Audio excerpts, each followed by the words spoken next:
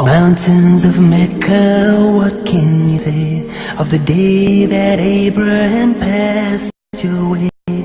And he was instructed by God to build a house of peace where people will pray, and they will come on every lean camel and out of every ravine for the purpose of praising Allah, to glorify Allah.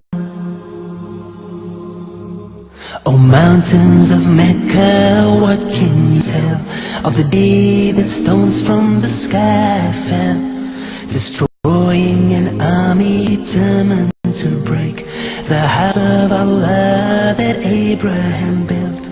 O mountains of Mecca, how was the dawn on the day that my Prophet Muhammad was born? How did it feel knowing he was to be the last and most beloved of all, Rasul of Allah, Nabi Allah?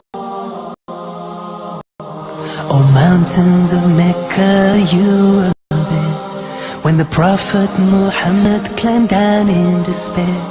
Engraved in his heart were the words of his Lord to all of mankind. This was his call: La ilaha illallah, Muhammadur Rasulullah.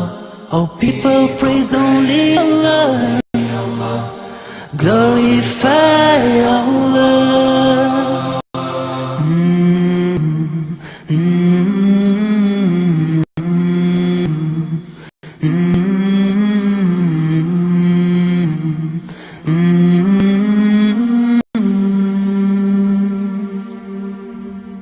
Mountains of Mecca, how did you mourn on the day that the beloved returned to his Lord?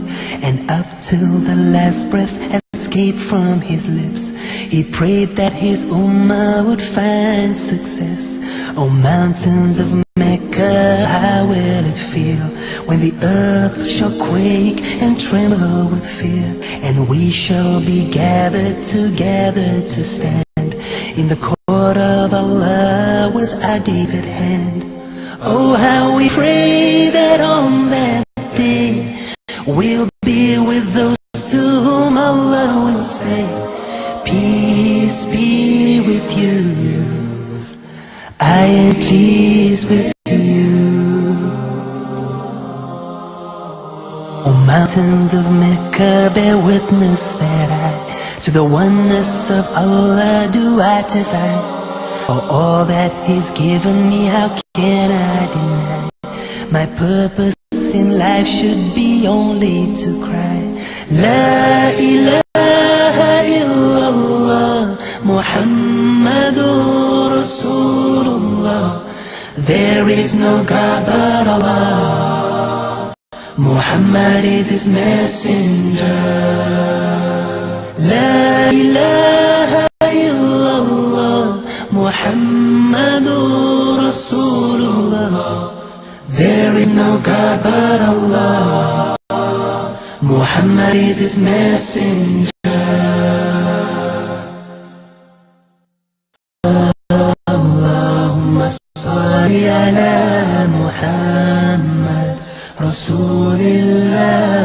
Allahumma salli ala Muhammad Nabi Allah. Allahumma صل على محمد رسول الله اللهم صل على محمد رسول الله.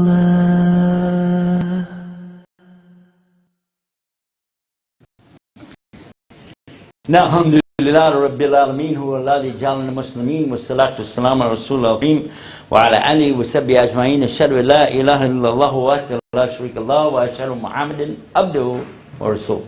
والسلام عليكم. Alhamdulillah, Allah subhanahu wa ta'ala guides whoever He wills to His straight path, and it's not for us really to guide anybody, but it is for us to deliver a message.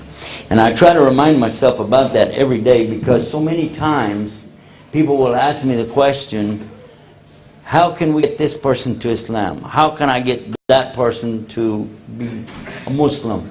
How can we give shahada to somebody that is an atheist, or somebody that's a, Christian or Jew, or, But the fact is that Islam is not really a religion that belongs to human beings. It's a way of life prescribed by the one who created all of us in the first place. So how in the world could we really come up with something that is any different than what Allah has ordered? We can't. Otherwise we'd be making a new religion anyway. Islam, as you well know, is really based on the verb aslama, meaning that it's a relationship between us and our Creator. So how would it be that you or I would get between somebody else and Almighty Allah anyway? So we're just delivering a message, and then it's Allah who guides whoever He wills. He says in the Quran, a rhetorical question, Man dha alladhi yashfa'u indahu illa bi'idni. Who is there that could come between Allah and His creation except that He wills? He has to give them the permission to do it. And of course that would not mean that it's true intercession anyway. Intercession being one who would be like someone who would have power beside Allah to be able to go up and say, hey, let this guy off the hook. He's a friend of mine. Oh, okay, I have to do that. No, it doesn't work like that. Even when Rasulullah sallallahu alaihi wasallam, in the Day of Judgment, is going to be put in a high position, such a position to actually go in front of Allah subhanahu wa ta'ala. How is he going to go in front of Allah? Like this? No. He's going to go and put his head on the ground. Yes? In sajda.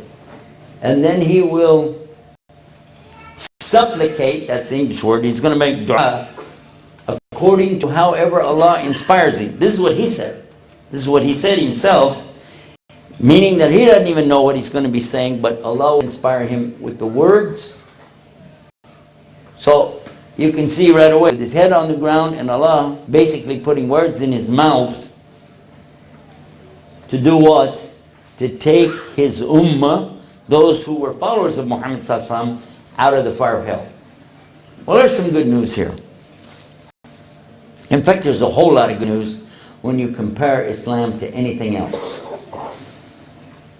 I've spent most of my life as a Christian, so obviously I do know a little bit about it.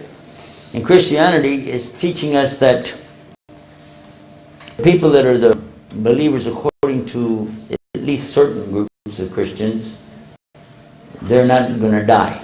They're going to be like pulled up and saved. Others will tell you that there's a eternal life that they get that everybody else doesn't get. Then some of them will talk about being in paradise. Everybody else goes to hell.